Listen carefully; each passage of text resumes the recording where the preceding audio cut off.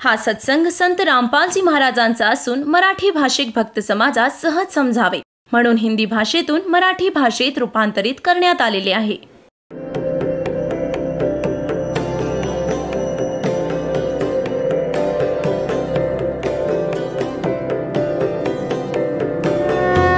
और ज्ञान सब ज्ञान डी कबीर ज्ञान सो ज्ञान और जैसे घोड़ा तोब कायब करता चले मैदान. जगद्गुरु तत्वदर्शी संत रामपालजी महाराजांचे अमृत वचन सर्व पवित्र धर्मांच्या व पवित्र शास्त्रांच्या आधारावर. सत साहिब सतगुरुदेव की जय. बंदी छोड़ कबीर परमेश्वर जी की जय. बंदी छोड़ गरीबदास जी महाराज जी की जय. स्वामी रामदेवानंद जी गुरु महाराज जी की जय हो.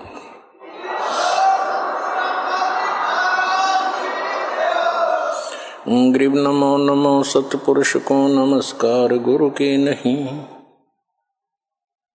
सुर नर मुनिजन साधुआं संतों सर्वस्ती नहीं. सतगुरु साहिब संत सब दंडोतम प्रणाम. आगे पीछे मध हुए तिनको जा कुर्बान. नराकार निर्विषम काल जाल वैभंजनम निर्लेपम निज निर्गुणम अकल अनुवेशंदनम सोहम सुरति समाप्तम. सकल समाना निर्तल उज्ज्वल हिरंबर हरदमं बेपरवा अथो है वार पार निमज्जतम. ग्रीव जो सुमर सिद्ध होई गणनायक गलता ना करो अनुग्रह सोई पारस पद परवाना. आदि गणेश बनाऊं गणनायक देवन देवा. चरण कमल लो लाऊं आदंत करूं सेवा. परम शक्ति संगीतम हृदय सिद्धि दाता सोई. अविगत गुण अतीतम सत्य पुरुष निर्मोही. जगदम्बा जगदीशम मंगल रूप मुरारी. तन मन अर्पों से सम भक्ति मुक्ति भंडारी. सुर नर मुनि जन ध्यावे ब्रह्मा विष्णु महेशा. शेष सहस मुख गावे पूज्य आदि गणेशा. इंद्र कुबेर सरीखा वरुण धर्म राय धावे. समर्थ जीवन जी का मन इच्छा फल पावे. 33 कोटि आधारा दावे 88. उतरे बहुत जल पारा कट है यम की फांसी. 33 कोटि आधारा दावे 88. उतरे बहुत जल पारा कट है यम की फांसी. कर जोरूं विनती करूं दरूं चरण पर शीश. गुरु जी राम देवानंद जी महाराज ने दियो नाम बख्शीश. कोटि कोटि सिजदा करूं कोटि कोटि प्रणाम. चरण कमल में राखियो मैं बंदी जाम गुलाम. कुत्ता हूँ गुरुदेव का रामपाल दास का नाम. गले प्रेम की जेवड़ी जाखे चोवा जाऊं मैं. तो करो तो हो बावड़ो दूर दूर करो तो जाऊं. जो राखो तो ही रहूं जो देवो सो खाऊं. परमपिता परमात्मा पूर्ण ब्रह्म साऱ्या सृष्टीचे रचनहार कबीर परमेश्वरजींच्या असीम कृपेने तुम्ही सर्व पुण्यात्मे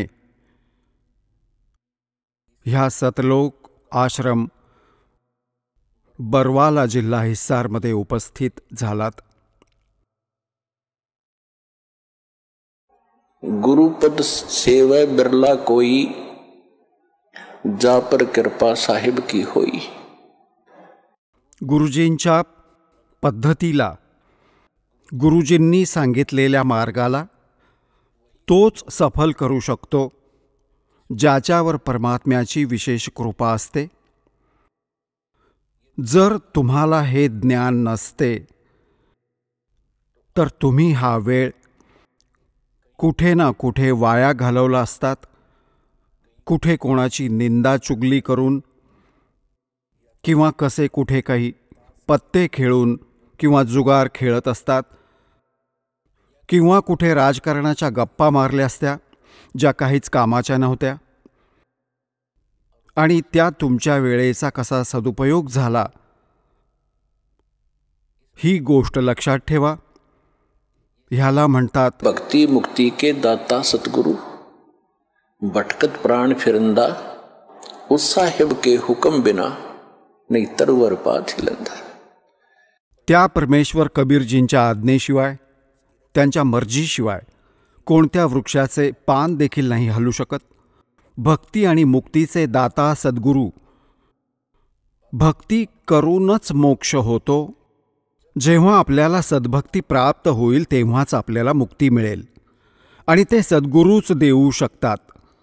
सद्गुरू परमात्माच असतात, किंवा त्या परमात्म्याचा कृपापात्र होऊ शकतो ज्याने ते ज्ञान, त्याच परमेश्वराकडून जे सद्गुरू रूपात आलेले असतात ते मग पुढे त्यांच्याच ज्ञानाचा प्रचार करतात. तर ह्या विश्वात आज हा दास तो सद्गुरू आहे जो परमात्म्याचा दास, त्याने पाठवलेले श्वान तुम्हाला जागे करत आहे भुंकून भुंकून. तुम्ही धनी आहात.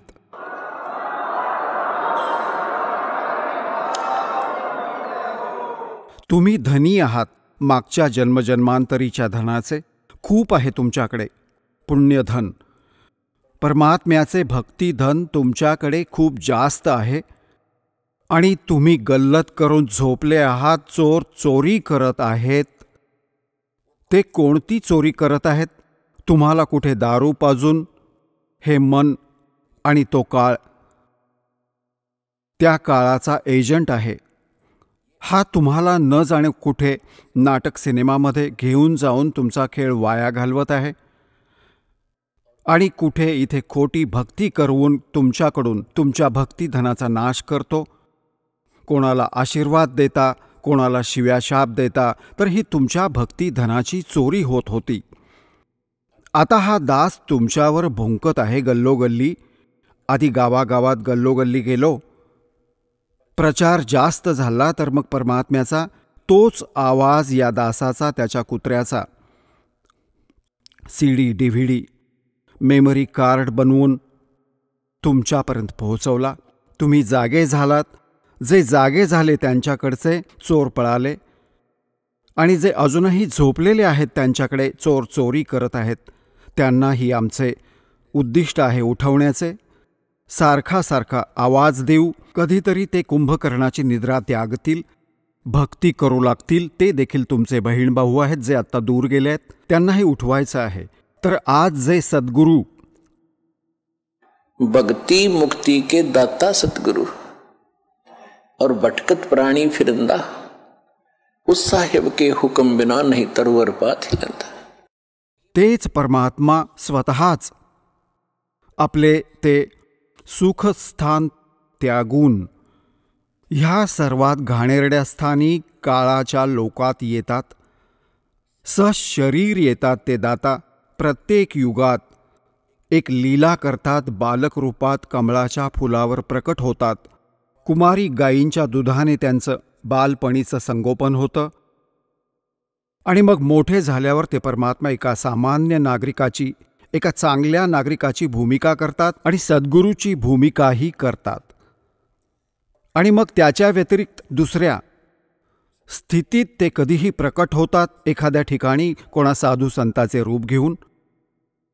कलियुगात ते विशेष करून जिंदा महात्म्याच्या रूपात प्रकट झाले आहेत, आणि चांगल्या आत्म्यांना भेटतात. हे वेदांमधून देखील तुम्हाला प्रमाणित केले आहे की परमात्मा सद्लोकात राहतात, आणि तिथे एका सिंहासनावर विराजमान आहेत, तख्तावर. असंख्य ब्रह्मांडांच्या कंट्रोलरच्या तख्त म्हणजे सिंहासनावर राजगादीवर मालक बसले आहेत. ते महाराज आहेत, ते भगवान आहेत. आणि इथे छोट्या मोठ्या तुकड्यांचे जे राजे होऊन बसले आहेत, तो लोकही नकली आणि ते राजे पण नकली. यांचे स्वतःचे अस्तित्व माहिती नाही, केव्हा मरतील, केव्हा यांचा विनाश होईल, कुठे काय आजार होईल. तर एकच भगवान, तोच शक्ती, तोच मालक आहे, तेच सद्गुरू आहेत आणि तोच वास्तवात महाराजा आहे. तर महाराजांसारखे परमात्मा सतलोकात विराजमान आहेत. तर ते परमात्मा इथे जेव्हा येतात, एका चांगल्या नागरिकाचा रोल देखील करतात, सद्गुरूंचा रोलही करतात, भूमिका करतात ते. आणि दुसऱ्या स्थितीत ते परमात्मा चांगल्या आत्म्यांना भेटतात, तिथून सहज शरीर येतात जिंदा महात्म्याच्या रूपात, सगळ्या चांगल्या आत्म्यांना भेटतात, त्यांना स्वतःशी परिचित करवतात. मग ते पुण्यात्मे ही परमात्म्याचा महिमा स्वतःच्या डोळ्यांनी बघून तुम्हाला ऐकवतात. परंतु सगळ्यात मोठी आपल्यामध्ये एक उणीव राहिली, जी आपण परमात्म्याला नाही ओळखू शकलो, ना त्या महापुरुषांची ती वाणी आपण समजू शकलो, ज्यांनी आपल्या अमृतवाणीत ॲफिडेव्हिट देऊन गेले, ते भगवानांचे विटनेस झाले, साक्षीदार झाले. आपण नाही समजू शकलो कारण की आपण अशिक्षित होतो. आपले पूर्वज जे होते ते श्रद्धाळू खूप होते, विश्वासू खूप होते. कारण की जे आत्मे चांगले असतात ते विश्वास प्रत्येकावर ठेवत असतात. आणि परमात्म्याने तुम्हाला शिकवण यासाठी नाही दिली. पूर्वीच्या काळी हे शिक्षण आपलं सर्वात शत्रू आहे. जर आपण शिक्षण प्राप्त करून परमात्म्याचा शोध घेत नसू तर हे शिक्षण व्यर्थ आहे. ह्या शिक्षणाने आपल्याला अहंकारी बनवलं आणि मर्यादाहीन करून टाकलं, मायेच्या अधीन केलं. माया गोळा करणं हाच उद्देश मानला. कोणीही मूल शिक्षण ग्रहण करण्यासाठी घरातून बाहेर पडतो, त्याचं उद्दिष्ट हेच असतं की मोठा ऑफिसर व्हावं, खूप कमाई करावी, 2 नंबरची खूप करावी. असं कोणतं ट्रेनिंग आहे ज्यात पगारापेक्षा वेगळी अजून मिळते लाच खूप? IAS व्हावे, IPS व्हावे, मंत्री व्हावे, MLA व्हावे, मुख्यमंत्री व्हावे, खूप पैसा कमवावा. तर काय मनुष्य जीवनाचं हेच काम होतं? हे कार्य तर शेणातला किडा करतो, शेणातला किडा. जर आपण याच कामासाठी मनुष्य जीवन प्राप्त केलं असतं तर शेणातला किडा कसा असतो? शेतात पशु शेण टाकतात आणि त्यात किडे असतात, छोटे छोटे जीव असतात. आणि ते काय करतात, त्या शेणातून काढून त्याचे गोळे करतात, गोळे छोटे छोटे, आणि त्याला ढकलून, त्याला रोल करून आपल्या बिळात भरून ठेवतात. ते बीळ खोल करत राहतात, माती खोदून खोदून, आणि त्या गोळ्यांना ठासून ठासून भरतात, गोळे बनवून ते शेण खातात. तर त्या व्यक्ती, ते प्राणी तेच असतात जे मनुष्य जीवनात धन जोडून जोडून जोडून जोडून बँका भरतात, घरं बांधतात, बंगले बांधतात. मग ते काय करतात ते आम्ही पाहिलंय बऱ्याच वेळा. आम्ही, कारण की दासाचा जन्म शेतकरी कुटुंबात झाला, शेतात जावं लागायचं, गुराखी म्हणून गेलो गुरांबरोबर बऱ्याच वेळा. तर ते दोघे पतिपत्नी किडे शेण गोळा करतात, असा चांगला मोठा गोळा करून त्याचा, आणि मग त्याला दोघेही ढकलत नेतात, एक पुढून एक मागून, आणि असा साठा करून ठेवतात. आणि पूर्ण कुठे अजून घेऊन जायला नको, कोणी संपूर्ण नको टाकायला आणि कमी पडू नये. आणि कधी कधी म्हैस आणि गाईच्या पायाखाली येऊन ते दोघेही मरून जायचे. ते शेण जसेच्या तसे राहून जायचे गोळा केलेले बिळात. तर जर आपण मनुष्य जीवन मिळून देखील हेच काम करत असू, या मंत्र्यांचे तुम्ही ऐकता की काय, यांच्या कशा लीला तुम्ही ऐकत आहात.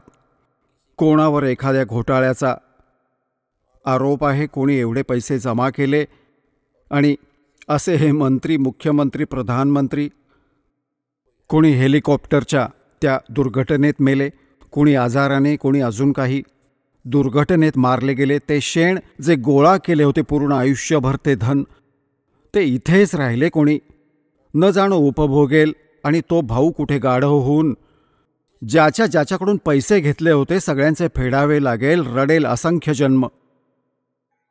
तुमने उस दरगाह का मैल नहीं देखा और धर्मराज के तिल तिल का लेखा. तर म्हणून परमात्मा इथे येऊन आपल्याला जागवतात, समजावतात की अरे भोळ्या आत्म्या, जर परमात्म्याची भक्ती करत नसाल आणि बाकी तुम्ही हे याच कामात गुंतले असाल तर हे मनुष्य जीवनाचं काम करत नसून शेणातील किड्याचे काम करत आहात. आता गोष्ट चालली होती शिक्षणाबद्दल की पूर्वी तुम्ही बघत आहात, दास देखील बघत आहे की खूप वेळ लोटला नाहीये. सन 1951 मध्ये दासाचा जन्म झाला. सन 60च्या नंतर या असं समजण्याजोगं झालं. ज्या गोष्टी आज आठवत आहेत त्यात काय प्रक्रिया आणि कसे लोक होते. आता या ज्ञानाच्या प्रकाशाने त्यांची ओळख होत आहे की आधी शिक्षण काहीच नव्हतं. वडील शिकले नाहीत, काका शिकले नाहीत, मोठा चुलता शिकला नाही, कोणी नातलग अजून शिकला नाही. पूर्वीचे आमच्यापासून शिक्षण सुरू झालं होतं, त्यात बहिणींना मुलींना नाही शिकवायचे. तर त्यावेळी किती शांती होती, किती एक आचरण चांगले होते, किती प्रेम होते आणि कसा एकमेकांचा आदर सन्मान असायचा. वडील माणूस मग भले कोणत्याही दुसऱ्या गावातल्या दुसऱ्या टोकाचा का असेना, जर मुले जरा काही खोड्या करत असतील तर त्यांना बघूनच थांबून जायचे की बाबा आले. आणि आता काका मामा कुठेही फिरू देत, घोट लावून गल्लीतच बसून असतात.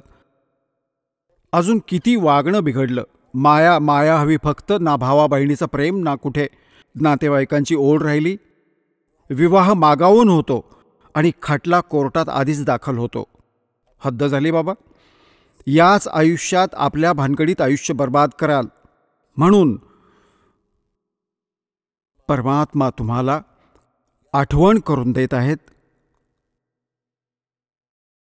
की मानुष जन्म पाय कर जय नहीं रटे हरि नाम, जैसे कुआ जल बिना फिर बनवाया क्या काम. तर हे ज्ञान कोण देतात? सद्गुरू देतात. आणि ते सद्गुरू कशा लीला करतात. कबीर भगवान जेव्हा स्वतः येतात, चांगल्या आत्म्यांना भेटतात, त्यांना सतलोकात घेऊन जातात, मग परत सोडतात, मग स्वतःची ओळख करून देऊन आणि सर्वांना ज्ञान ऐकवतात. परंतु त्या महापुरुषांचे त्या गूढ रहस्यांना, कारण की परमात्मा म्हणाले होते की तुम्ही कितीही काहीही करा हे ऐकणार नाहीत, कारण की त्यांना ते ज्ञानच नाहीये. यांचे जे मूर्ख गुरु आहेत, अज्ञानी, ज्यांना शिक्षण जरूर प्राप्त आहे, संस्कृत भाषा नक्कीच जाणतात. आता बघा पुण्यात्म्यांनो, या शिक्षणाने कसा नाश केला आहे. हे आपले धर्मगुरू जेवढे काही होते ते ब्राह्मण लोक होते. त्यांनाच शिक्षण ग्रहण करण्याचा अधिकार होता. आणि शिक्षण कशासाठी ग्रहण करण्याचा अधिकार होता? की तुम्ही सद्ग्रंथ वाचावेत, ते समजून घ्या, ते संस्कृत भाषेत आहेत, आणि मग आम्हाला सांगा. आम्ही धर्मकर्म नीट करून स्वतःचं कल्याण करून घेऊ. आणि गीतेत देखील असं लिहिलं आहे की जे विद्वान लोक आहेत त्या विद्वान लोकांनी सद्ग्रंथ वाचून अविद्वानांना ऐकवावेत.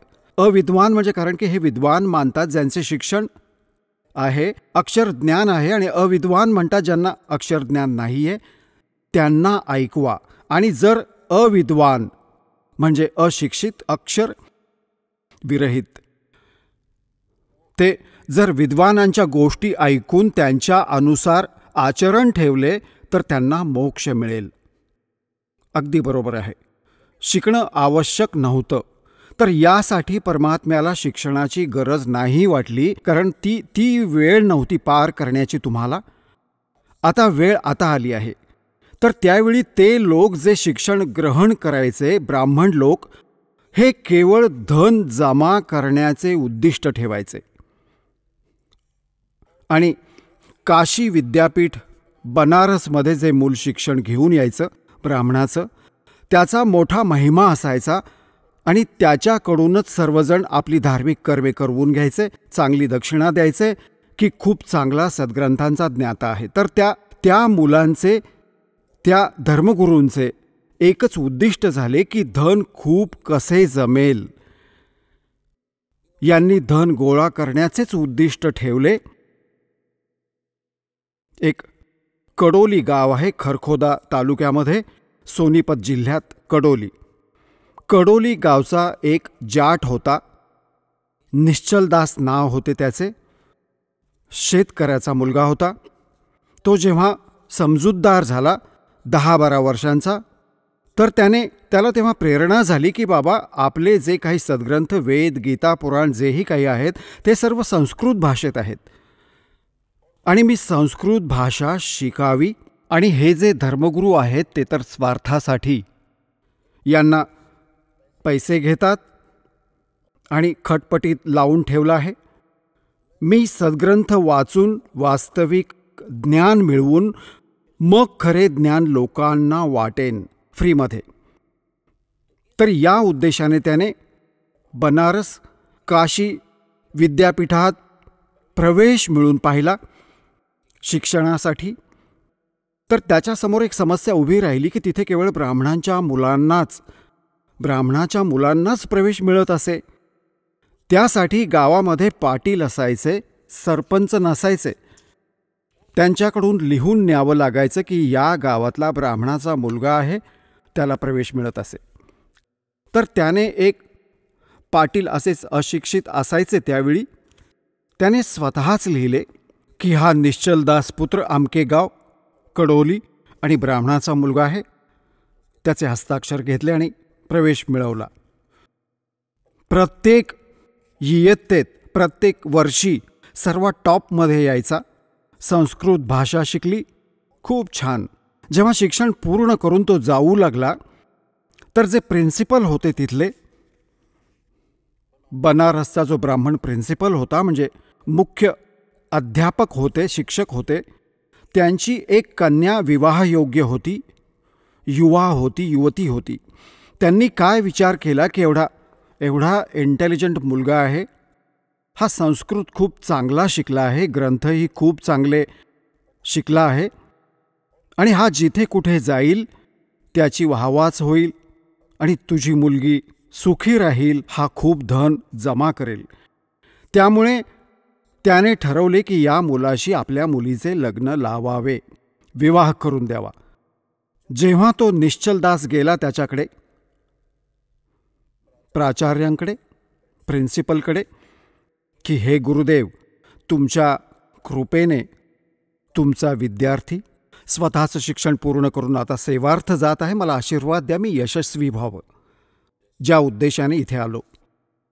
तर तो म्हणाला की बाळा, मग गुरुला काही दक्षिणा देखील देतात, तू दक्षिणा दे. दक्षिणा देण्यासाठी माझ्याकडे काय आहे? तर म्हणे की वचनबद्ध हो. बरं ठीक आहे, वचनबद्ध होतो. मी माझ्या मुलीचा विवाह तुझ्याशी लावू इच्छितो, तुला करावा लागेल. आता इथे फसला निश्चलदास धर्मसंकटात, कारण की ब्राह्मण लोक इतर जातीत विवाह नाही लावायचे आपल्या मुलीचा, मुलामुलींचा. जर असे त्यांना समजले तर ते तमाशा करायचे. तर त्याने विचार केला की असं झालं तर माझं गाव माझ्या विरोधात जाईल, मग हा सगळा ग्रुप माझा विरोध करेल आणि गोष्टी बिनसतील आणि मी गृहस्थ आश्रम घेऊ इच्छित नाही. मग त्याने सांगितलं, गुरुदेव, भले मला शिक्षा द्या किंवा भले काहीही म्हणा, मी एक खरी गोष्ट सांगतो. मी ब्राह्मण नाही आहे, मी जाटचा मुलगा आहे, कडोली माझं गाव आहे, तुम्ही माहिती काढू शकता. मी या उद्देशाने आलो होतो की मी हे ज्ञान मोफत वाटेन. हे ब्राह्मण लोक याचे मूल्य घेत आहेत, मी ते मूल्य घेऊ इच्छित नाही. तर एवढा क्रोध आला त्या ब्राह्मणाला. प्रिन्सिपल म्हणू लागला, अरे दुष्टा, तू धर्मभ्रष्ट केलास, हे केलेस, तुझी हिंमत कशी झाली इथे धोका देऊन आमचं ज्ञान चोरलंस. आता वेद आणि गीतेला तर यांनी रजिस्टर करून ठेवले होते आपल्या नावे, भ्रमित करून ठेवले होते या नकलींनी. त्या मुलाला म्हणाले की तू प्रतिज्ञा केली आहेस, तो म्हणाला, होजी, की तू कधीही संस्कृत भाषेचा वापर करणार नाहीस आणि कोणत्याही संस्कृत भाषेत कोणतेही प्रवचन करणार नाहीस आणि जाऊ शकतोस. आणि त्याला शाप दिला ह्याने की तुला दररोज एकदा 1 तास ताप येईल, म्हणजे तुझी चूक तुला नेहमी लक्षात राहील. तर पुण्यात्म्यांनो, बघा त्या दुष्ट आत्म्याने, आता ही ज्ञानाची कमतरता आहे. आपण एखाद्याला शाप देतो कारण की पूर्वभक्तीचं धन असतं, त्याचा शाप देखील फळतो. आता तर सगळे नकली झाले, ना शाप फळतो ना आशीर्वाद फळतो, रिकामे आहेत सर्व. पूर्वी चांगले लोक असायचे, भले कोणत्याही जातीचे असोत, पूर्वीच्या पुण्यकर्मांनी परिपूर्ण असायचे.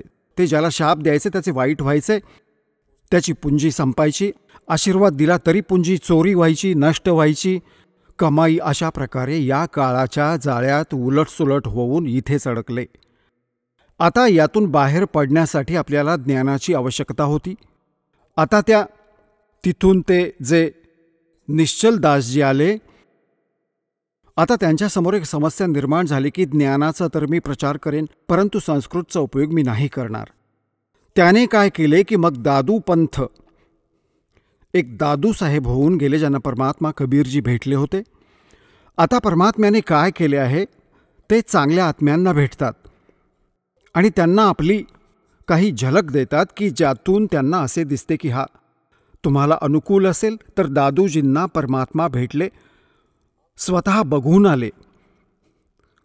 आणि मग दादू साहेबांनी कबीर साहेबांचा खूप महिमा गायला.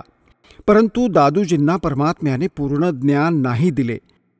अशामुळे नाही दिले की त्या पंथाचे लोक देखील मग तेच गात बसले असते जे आज आम्ही सांगायचे होते. परंतु हे जरूर पक्के केले की काशीला जे विणकर होते ते परमात्मा आहेत, जे बनारसमध्ये आले होते ते माझे सद्गुरू आहेत.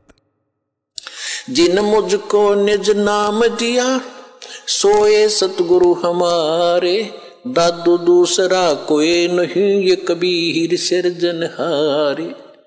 त्यांनी ॲफिडेव्हिट दिले, साक्षीदार झाले कबीर भगवानांचे. परंतु पुढे जाऊन त्या पंथात कबीर साहेबांचे नामोनिशाण नाहीये. दादू पंथात दादूजींना पूर्ण परमात्मा, दादूजींचा कुठे जन्म नाही झाला, आपोआप प्रकट झाले. अशा प्रकारे तिथे भेटले होते, अमके झाले होते, त्यांच्या आईला आशीर्वाद दिला होता एका संताने. तर असे सांगून ते दादूजींनाच भगवान बनवून बसलेत. ते काहीही म्हणत. मग निश्चल दासजींनी तिथे दीक्षा घेतली. दीक्षा घेऊन मग संत वाणीमध्ये एक निश्चल ग्रंथ तयार केला. परंतु निश्चल दासजवळ देखील ते ज्ञान नव्हते. वेदांचीच खटपट करून ठेवली आहे त्याने. जशी वेद गीता त्याला समजली संस्कृतमध्ये, त्याला तसंच मग एका संत वाणीमध्ये लिहून ठेवलं आहे. त्यात काहीही नाही आहे. मी ते बरंच वाचलंय आणि पाहिलंय. तर सांगण्याचा भाव हा आहे की पूर्वी हे जे शिक्षण होते हे एका वर्गापुरते मर्यादित होते आणि अन्य अशिक्षित होते. परमात्म्याने त्यामुळे ही वाईट गोष्ट इतर समाजात नाही जाऊ दिली की हे ना बिलकुल घरचे राहतील ना दारचे. आज ब्राह्मणच बघा, जो कोणी पांडित्य करत आहे त्याचा सर्वनाश होत आहे. जो कोणी ब्राह्मण होऊन फिरतोय शेवटी वाटोळं होईल त्याचं. नक्की आम्ही खूप पाहिलं आहे. ब्राह्मण म्हणजे हे नाही की कोणती जात कास्ट ब्राह्मण नाही आहे, कारण आपल्याला ज्ञानाने यायचं आहे वर. ही सांसारिक जी बंधनं आहेत, सीमा आहेत, या ज्ञानाने आपोआप तुटून जातील. माझे पूज्य गुरुदेवजी स्वामी रामदेवानंदजी हे याच हरियाणामधील रहिवासी, दादरीच्या जवळ एक 45 गाव आहे. तर परमात्म्याने माझे पूज्य गुरुदेवजी जे ब्राह्मण होते, जातीने ब्राह्मण होते, कर्म ब्राह्मण नव्हते. म्हणजे ब्राह्मण ग्रुपमध्ये, ब्राह्मण समुदायात जन्म झाला होता त्यांचा. आणि ते आपली शेती होती, शेती करायचे त्यांचे आईवडील. आणि त्यांची ही जमीन होती अशी 4-5 एकर जमीन त्यांच्या हिश्श्याची. वडिलांकडे तर बरीच जमीन होती. तर ते स्वतः गुराखी होते. तर ते ब्राह्मण होते जातीने. जेव्हा त्यांना ज्ञान झाले, आमचे पूज्य दादा गुरुजी त्यांना भेटले. माझे दादा गुरुजी म्हणजे माझ्या गुरुजींचे जे गुरुजी होते ते छावला गाव आहे दिल्लीमध्ये, नजफगडच्या जवळ. त्या छावला गावचे ते जाट होते आणि त्यांनी मग काशी विद्यापीठातून त्यानंतर मग हे सौम्य झाले होते. म्हणजे जसे आमचे गुरुजी जे होते, आमचे दादा गुरुजी जाट होते आणि आमच्या दादा गुरुजींचे जे गुरुजी होते ते देखील ब्राह्मण होते. आणि ते काशी विद्यापीठ ते शिकू नाही शकले. त्यांनी त्या मुलाला दत्तक घेऊन म्हणजे आपला शिष्य करून घेऊन सर्टिफिकेट बनवून पाठवले की काशी विद्यापीठात जाऊन शिकून ये. तर आमचे दादा गुरुजी जे होते ते काशी विद्यापीठात 4 विषयांचे आचार्य झाले. आणि त्यानंतर मग माझ्या दादा गुरुजींना पंडित चिदानंद नाव होते त्यांचे, चिदानंदजी महाराज. त्यांना पंडित चिदानंदजी म्हटले जाऊ लागले कारण की ते 4 विषयांचे आचार्य झाले, 4 विषयांचे, 4 सब्जेक्ट्सचे. आणि त्यांचे गाव गोपाळपूर, तालुका खरखोदा, जिल्हा सोनीपत. गाव गोपाळपूरमध्ये एक आश्रम आहे छोटासा, त्यावर लिहिलं आहे पंडित चिदानंद आश्रम गोपाळपूर. दास ते बघून आलाय. तर सांगण्याचा भाव हा आहे की आमचे दादा गुरुजी जाट असूनही पंडित म्हणवले आणि माझे पूज्य गुरुदेवजी ब्राह्मण असूनही ते ब्राह्मण नाही आहेत, एक संत म्हणवले, स्वामी संत. तर या जाती कर्माने आहेत. आपला जन्म जातीने नाही होत. जसे आज कोणीही मुलगा, जसे आपण पाहिले एक जाट आणि जिथे दास सर्व्हिस करायचा पाटबंधारे विभागात, तिथे खोदाईचे काम करायचा, राजमिस्त्री म्हटले जायचे, राजमिस्त्री. आणि गावातही त्याला राजमिस्त्री म्हणायचे जाट असूनही. तर अशाच प्रकारे एका ब्राह्मणाचा मुलगा दिल्लीला न्हाव्याचे दुकान टाकले आहे, बार्बर. तर त्याला राजेश बार्बर म्हणतात, जेव्हा की तो पंडित आहे वर्णाने, परंतु कर्माने तो न्हावी बार्बर म्हणवला जातो.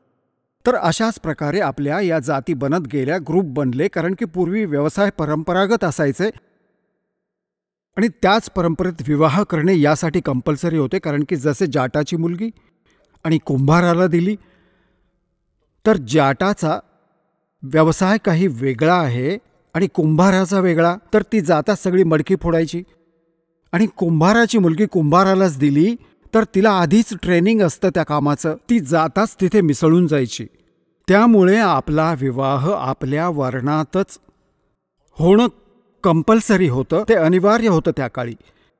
अशाच प्रकारे शेतकऱ्याची मुलगी शेतकऱ्याला दिली जायची, तर ती कामात आधीपासून पारंगत असायची, भांडणं नाही व्हायची, काम बिघडत नसे. तर आता काळ बदलला आहे, व्यवसाय देखील बरेच बदलले आहेत. आता जर आंतरजातीय लग्न झाले तर काही हरकत नाही, कारण आपण मनुष्य आहोत, आपण एका पित्याची लेकरे आहोत आणि आपला एकच उद्देश आहे, इथून मोक्ष करून घेणं आणि सतलोकात जाणं. तिथे काही भांडणच कुठलं नाही. तर अशा प्रकारे या काळाचं जाळं आपल्याला कापायचं आहे, हर तऱ्हेने त्याला निष्काम करायचं आहे, सत्याला वर आणायचं आहे. तर त्यामुळे ही विद्या जी होती ही सीमित होऊन राहिली आणि परमात्म्याने ही यासाठी आपल्याला नाही दिली, नाही पोचू दिली तुमच्यापर्यंत, कारण की तो पीक टाईम आलेला नव्हता, प्राईम टाईम आलेला नव्हता. ज्यावेळी तुम्हाला पार करायचे होते ते केव्हा करायचे होते? परमेश्वर काळाला म्हणाला होता, जेव्हा काळाचे आणि परमेश्वर कबीरजींचे बोलणे झाले होते पहिल्या सतयुगात. जेव्हा सर्व बोलणं झालं की तुम्ही कशासाठी आले आहात सतलोकातून, परमात्म्याने स्वतःचे रूप बदलले होते, आपला पुत्र जोगजीतचे रूप धारण केले होते. आणि हा जो काळ आहे हा या परमात्म्याचा 17वा पुत्र आहे. हा त्याचा 17वा पुत्र आहे आणि याने तिथे चूक केली होती, ज्या कारणाने याला निष्कासित केले गेले. आपण देखील चूक केली होती. जेवढेही प्राणी, मुंगी, हत्ती, किडे, मकोडे, पशु, पक्षी, ब्रह्मा, विष्णू, महेश आणि आपण, राजे, महाराजे, हे सर्व तिथेच राहायचे सतलोकात. एकसारखे तिथे आपले शरीर होते, एकसारखं खाणं पिणं होतं, एक समान सुख होतं. तर आपण आपल्या चुकीमुळे या कंगालासोबत इथे आलो. इथे कोणतीही गोष्ट पूर्ण नाही. प्रत्येक वेळी प्रत्येक गोष्टीचा अभाव असतो. मुश्किलीने एका भाकरीचं काम पूर्ण होत नाही साऱ्या जीवनात, आयुष्यात. पशूंना पहा की त्याच्या मागे पळत आहेत त्याला खाण्यासाठी, हिंसक पशु. जसे दुसरे शाकाहारी प्राणी ते सारा दिवस गवत चरत चरत खात आहेत, काढत आहेत, खात आहेत, काढत आहेत आणि मरून जात आहेत. काय हेच आयुष्य आहे? सतलोकात सर्व सुविधा आहेत. जे खाल ते लगेच शरीरात पचून जाते, ना काही शौच ना मूत्र, त्यात काही नाही होत. असे आश्चर्यकारक ना काही. आता झोपेतून उठताच माणूस फ्रेश होताच सगळ्यात आधी शौच करतो. तर इथे तर असंच राहणार आहे. तर तिकडे जाऊया आपण जिथे सारं सुख आहे. एवढं सुंदर शरीर कधी वृद्ध होत नाही. तिथे काही बकवास येत नाही, मनात दोष नाही राहत. जेव्हा आत्मा निर्मळ होऊन जातो, विकार होतच नाहीत, बकवास करण्याची इच्छाच होत नाही. तर ज्ञानाने, आता परमात्म्याने हे शिक्षण यासाठी दिले आपल्याला की आपण जे मी सांगेन, परमात्म्याने सांगितले होते की जे ज्ञान आम्ही देऊ, मग आम्ही आमचा एक दास पाठवू. ते तर ज्ञान परमात्मा 600 वर्षांपूर्वी सद्गुरू रूपात देऊन गेले होते. कबीर भगवान, कबीर वाणीच्या माध्यमातून. कबीर सागर, कबीर बीजक, कबीर शब्दावली, कबीर साखी, अशा प्रकारे त्यांनी अनेक भागात विभागून ठेवले आहे. नंतर प्रिंट करणाऱ्यांनी. बाकी ही सर्व कबीर वाणी आहे, ज्याविषयी गीतेच्या अध्याय नंबर 4च्या श्लोक नंबर 32मध्ये म्हटले आहे की तो परमात्मा स्वतः आपल्या मुखकमलातून जे ज्ञान देतो त्यात यज्ञ आणि धार्मिक विधीची माहिती विस्ताराने सांगतो आणि त्याला जाणल्यानंतर सर्व कर्मातून मुक्त होतो. 4थ्या अध्यायाच्या 34व्या श्लोकात म्हटलं आहे की ते ज्ञान तत्वदर्शी संतांकडे जाऊन समजून घे. तर सांगण्याचा भाव हा आहे की परमात्म्याने 600 वर्षांपूर्वी येऊन हे तत्वज्ञान सांगितले होते. तर जेव्हा काळाशी बोलणे झाले होते आणि परमात्मा आपल्या जोगजित पुत्राच्या रूपात आले होते, जेव्हा काळाच्या लोकात प्रवेश केला, कशासाठी आले होते? की आपल्याला दुःखी बघितले की ही माझी लेकरे तिथे किती सुखी होते. काही दुःख नव्हते, काही मृत्यू नाही, काही कॅन्सर नाही, काही कोड नाही, काही BP हाय ना लो व्हायचा, ना काही शुगरचा आजार होता आणि ना यांना खाण्याचा अभाव होता. आता मजूर होऊन फिरतात. काळाने आपल्याला किती मूर्ख बनवून ठेवलं आहे. कोणाला एखादं पद मिळतं तेव्हा खालच्या लोकांना एवढं दाबून ठेवतात. सर्व आपले कर्म खराब करतो पूर्ण दिवस त्याच्या आत्म्याला दुखवून. भले कोणी फॅक्टरी मालक आहे, भले कोणी IAS IPS अधिकारी आहे किंवा कोणी डॉक्टर, इंजिनियर, जज आहे, ते हे नाही बघत की तुम्ही काय करत आहात, कारण ज्ञान नाही आहे. कोणाचाही आत्मा दुखवतात. होय होय, त्याची ही परमात्म्याची लेकरे आहेत. तुम्ही म्हणतात की जो बलवान व्यक्ती आणि जर दुर्बळाला त्रास देतो त्याचा आत्मा रडतो. आत्मा रडतो कारण की तो मुकाबला तर करूच नाही शकत कोणत्याही प्रकारे. बलवानाशी म्हणजे जसे एखाद्या पदाची ताकद आहे, पोस्टची ताकद आहे, किंवा जसे आपल्या एखाद्या कुटुंबातील व्यक्तींची संख्या जास्त असेल तर ती ताकद आहे, स्वतः बलवान आहे. तर अशा प्रकारची व्यक्ती गरिबांना त्रास देते. आपल्यापेक्षा खालच्या लोकांना तो तेवढा त्रास देतो की जेवढा तो देऊ शकतो विना ज्ञानाने. तर इथे परमात्म्याने येऊन सांगितले आहे की कबीर गरीब ना सताइए, जाकी मोटी हाय, और बिना श्वास की जीव से लोभ भस्म हो जाए. बघा, म्हणतात की गरिबाला नका त्रास देऊ, तुमचे असे हाल होतील, कारण की तो तर जिवंत श्वास आहे, आत्म्याशी त्याचे कनेक्शन आहे, रडत आहे, त्याचा आत्मा दुःखी आहे, तर त्याला नक्कीच प्रतिफळ मिळेल, भले 2 दिवस नंतर मिळेल. उदाहरण दिले आहे की जसा पूर्वी एक भाता असायचा, प्राण्याच्या कातडीचा बनवला जायचा आणि लोहार आणि सोनार त्याचाच उपयोग करायचे. त्याच्यात असं एक हँडल लावायचे, त्याला पकडून हे असं करायचे, पुढे त्याला एक छोटंसं छिद्र असायचं कातड्याला आणि तिथूनच ती हवा ओढायची आणि मग ती अशी सोडायचे. ती तिथे फुंकर मारायची आगीमध्ये, ऐरणीमध्ये, ज्या ठिकाणी लोखंड गरम केलं जायचं.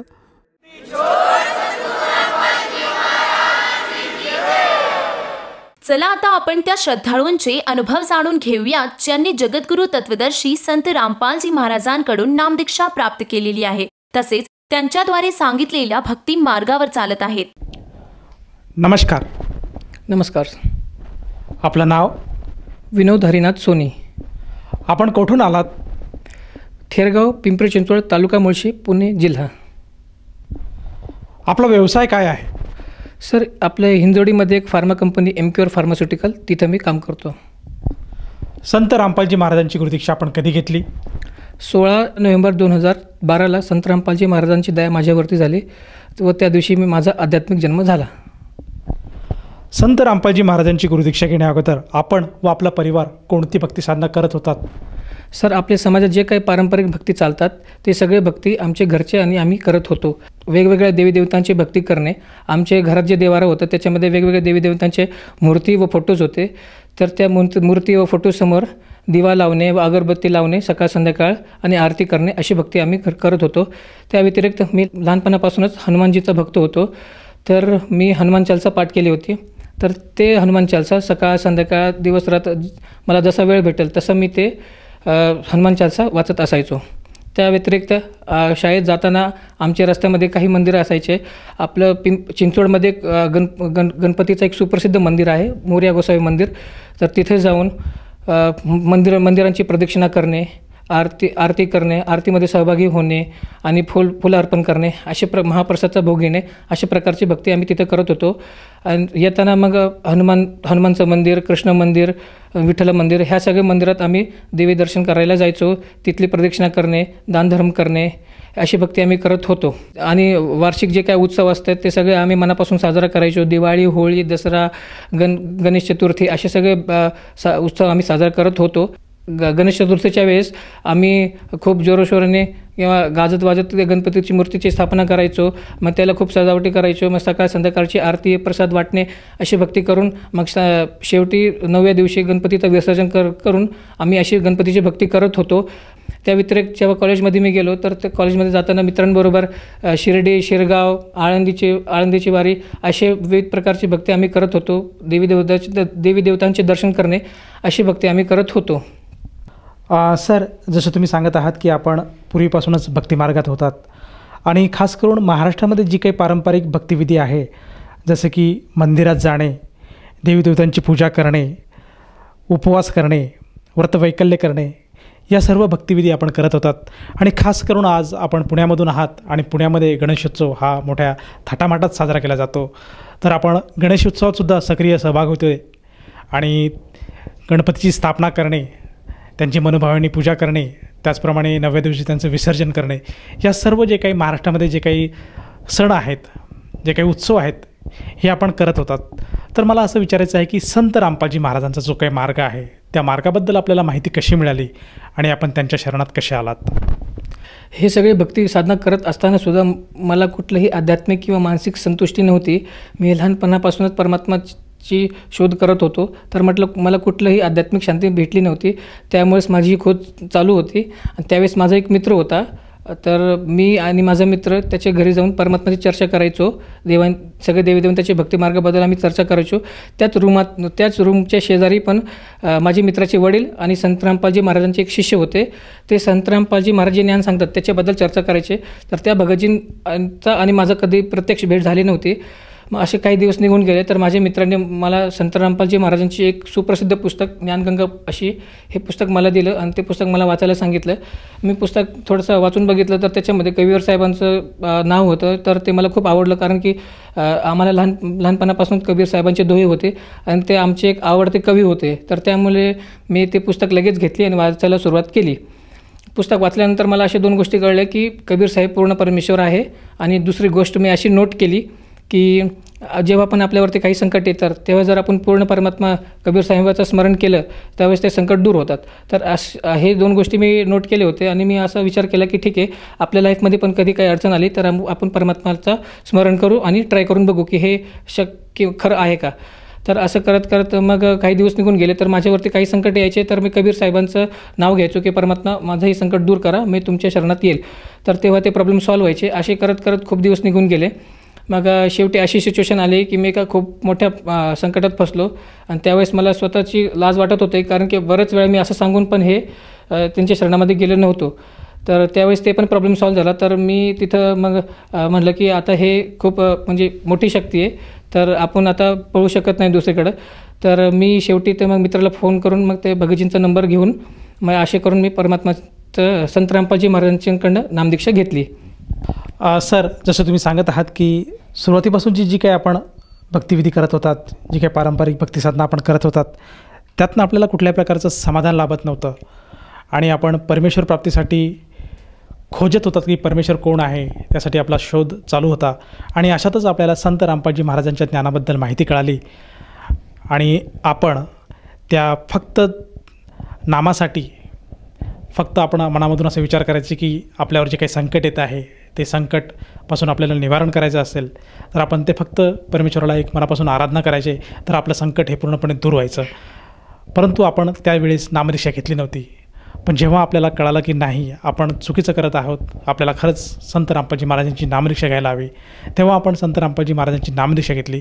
तर मला असं विचारायचं आहे की जेव्हा आपण संत रामपालजी महाराजांच्या शरणात आलात त्यानंतर आपल्याला व आपल्या परिवाराला काय काय लाभ प्राप्त झालेत? सर, लहानपणापासून जसं मी सांगितलं की मला परमात्म्याची आवड होती, तर ते मला एक आध्यात्मिक आणि मानसिक संतुष्टी झाली. आणि संत रामपालजी महाराजांनी ज्ञानगंगा हे जे सुप्रसिद्ध पुस्तक आहे त्याच्यामध्ये खूप विविध शास्त्रांचे प्रमाण दिलेलं आहे की तो पूर्ण परमेश्वर कोण आहे, त्याची यथार्थ भक्तिविधी काय आहे. हे सगळं प्रमाण बघितल्यानंतर मी आध्यात्मिकपणे संतुष्ट झालो की हे खरं ज्ञान आहे आणि सगळं शास्त्र प्रमाणित आहे. सगळ्या शास्त्रांतून मेल करून बघितलं, गीतांमध्ये, वेदांमध्ये, कुराण शरीफ, बायबल, गुरु ग्रंथ साहेब सगळ्यांमध्ये ते प्रमाण होते. सृष्टीची रचना कशी झाली, पूर्ण परमेश्वर कोण आहे, या सगळ्या प्रश्नांची उत्तरे भेटल्यानंतर मी अजून संतुष्ट झालो. आणि मग हे सगळं मानसिक संतुष्टी झाली, हे मला एक आध्यात्मिक लाभ झाला. व त्याच्यानंतर आमच्या घरात खूप मांसाहार व्हायचं, तर ते नामदीक्षा घेतल्यानंतर हे सगळं मांसाहार बंद झाला. माझे वडील हे काय व्यसन करत होते, तंबाखू किंवा गुटखा, तर ते वडिलांनी नामदीक्षा घेतल्यानंतर ते पण ही सोडून दिलं. असं करून आमचं जे घर आहे ते व्यसनमुक्त, मांसाहारमुक्त असं झालं. आणि आता घरात परमात्म्याचा सत्संग चालतो, त्यामुळे घरात एक शांती असते. दुसरं एक आध्यात्मिक लाभ असा झाला, माझ्या घरात आई सोडून सगळ्यांनी नामदीक्षा घेतली होती. तर आईना आम्ही बऱ्याच वेळा सांगायचो की गुरुजींकडनं नामदीक्षा घ्या, तर सगळे त्रास बरे होते, सगळे दुःख निघून जातील. तर त्यावेळेस ते काही बोलायचे नाही, पण नामदीक्षा पण घ्यायची नाही. तर असं मी बऱ्याच वेळा परमात्मा संत रामपालजी महाराजांना प्रार्थना लावली होती की आईला पण शरणात घ्या. तर एक वेळ असं झालं की आईला थोडा पोटात त्रास व्हायला लागला. तर 2-3 दिवस त्यांनी ॲसिडिटीची गोळी घेतली अशी, पण तो काय त्रास बरा झाला नाही.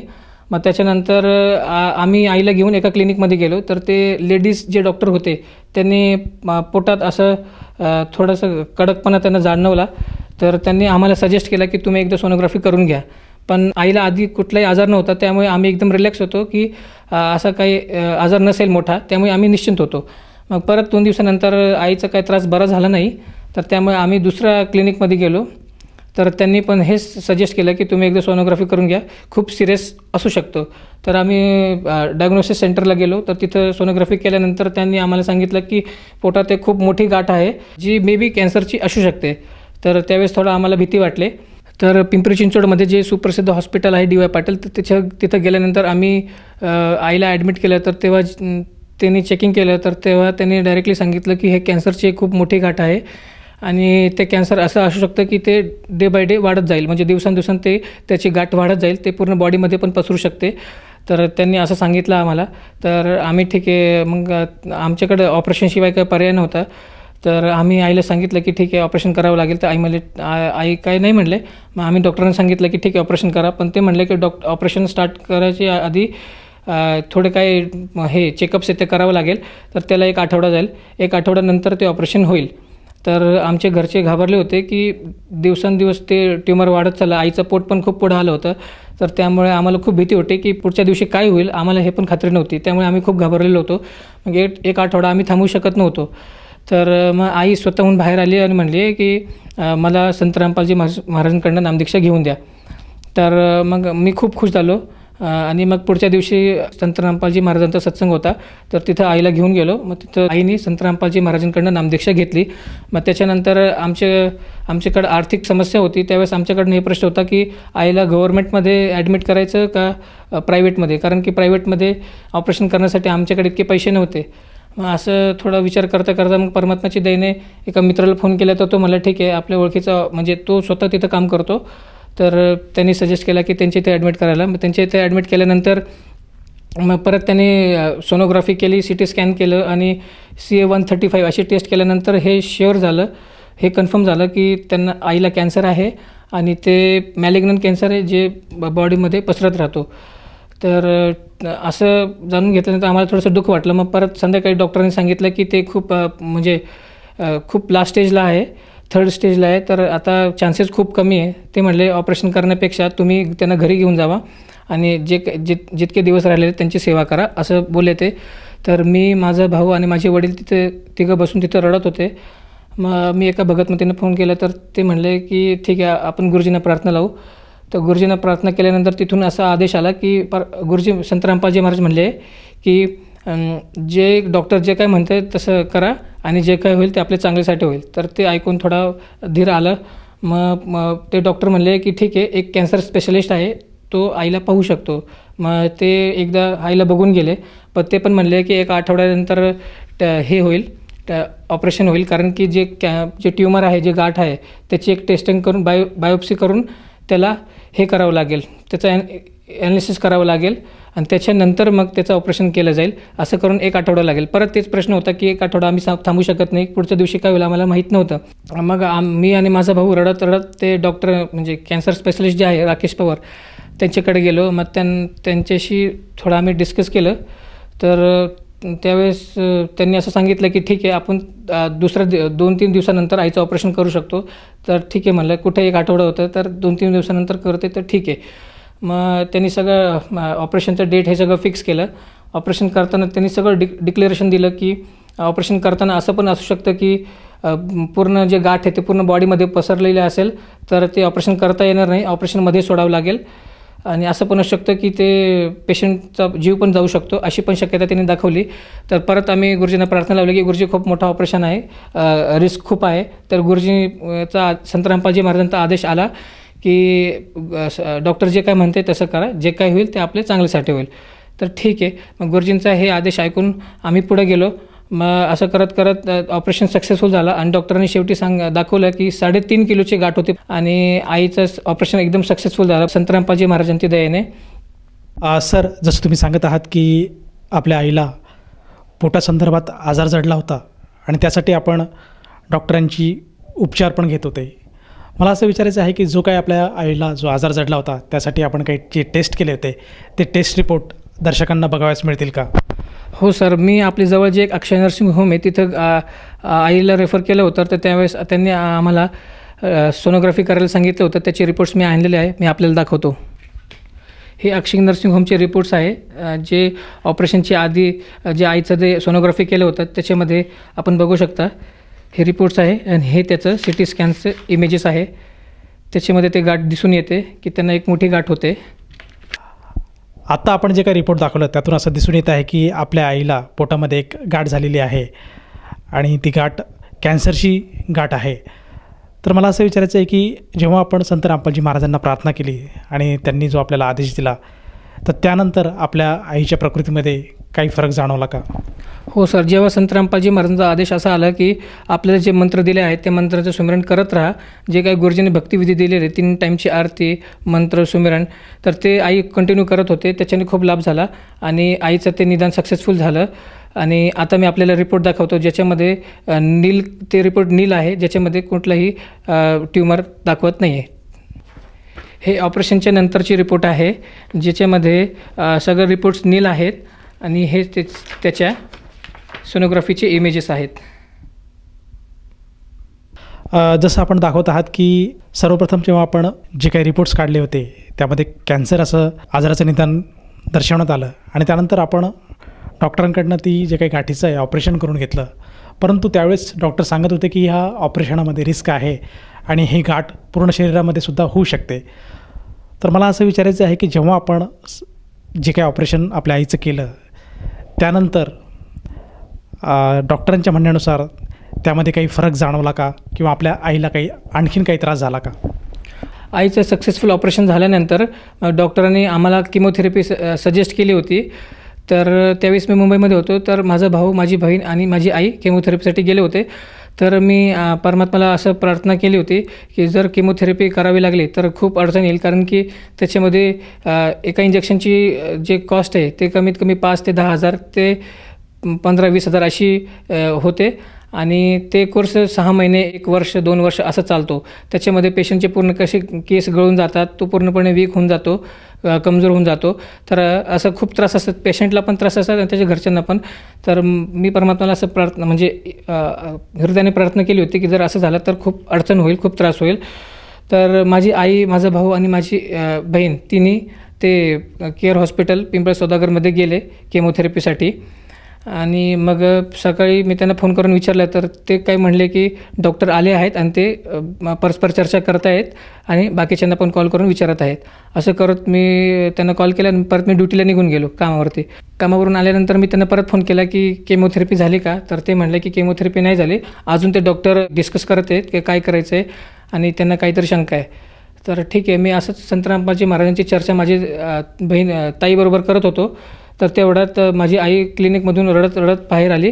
तर मी ताईला विचारलं की काय झालं, तर ते म्हणले की आई रडत रडत बाहेर आली आहे. तर मी त्यांना विचारलं काय झालं, तर ते म्हणले की मग आई म्हणले की संत रामपालजी महाराजांची दया झाली आणि आता केमोथेरपीची घ्यायची गरज नाही आहे. तर असं खूप मोठा जे आर्थिक आणि शारीरिक सगळं जे तोटा होणार होता ते परमात्म्याची संत रामपालजी महाराजांच्या दयाने टळून गेला आणि आता माझी आई खूप स्वस्थ आहे आणि संत रामपालजी महाराजांनी जे सुमिरन भक्ती मार्ग दिलेला आहे त्याच्यावरती ते त्यानुसार भक्ती करत आहे आणि स्वस्थ आहे आता. सर, जसं तुम्ही सांगत आहात की संत रामपालजी महाराजांच्या सद्भक्तीमुळे, सतनामामुळे आपल्या आईची परिस्थिती आज बरी आहे आणि कॅन्सरसारख्या भयंकर अशा आजारातून ती आज बाहेर पडलेली आहे. ज्यावेळेस कॅन्सर होतं माणसाला त्यावेळेस वेगवेगळ्या प्रकारच्या थेरपीज यांना माणसाला फेस करावं लागतात. मुख्यतः केमोथेरपी ही आवर्जून करावी लागते, परंतु संत रामपालजी महाराजांच्या सद्भक्तीमुळे आपल्या आईची केमोथेरपी ही पूर्णपणे कॅन्सल झाली आणि फक्त ती गाठ काढून जे ऑपरेशन झालं त्यातच तिला आराम प्राप्त झाला. तर ह्या अनुषंगाने मला असं विचारायचं आहे की आपण आज समाजामध्ये बरेचसे लोक कॅन्सरने, TBने आणि अशा भयंकर अशा आजाराने ग्रस्त आहेत. तर त्या सर्व पेशंटसाठी आणि जो समाज आज आपल्या TV चॅनलच्या माध्यमातून आपल्याला बघत आहेत त्या सर्वांना आपण काय संदेश द्याल?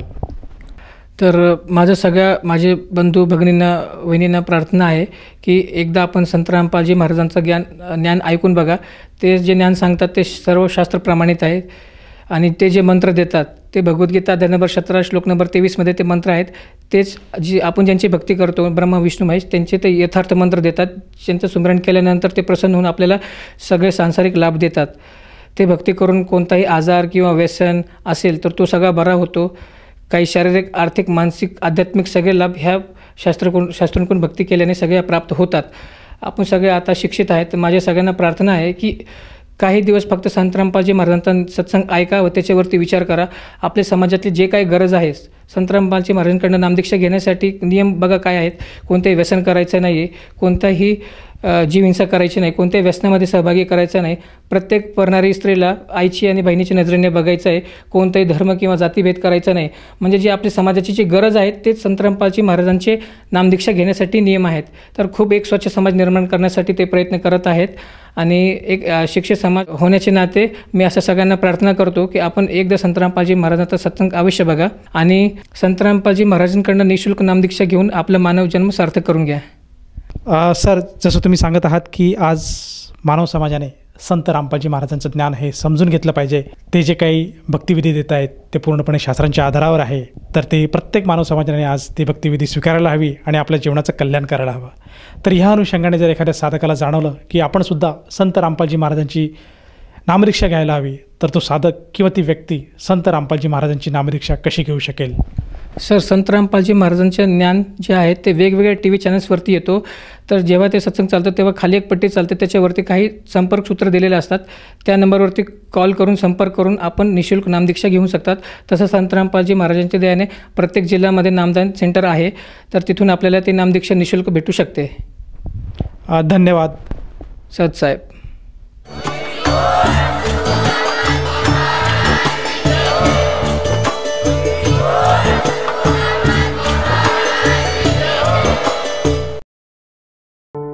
आपण ऐकत होता जगद्गुरु तत्वदर्शी संत रामपालजी महाराजांचे मंगल प्रवचन.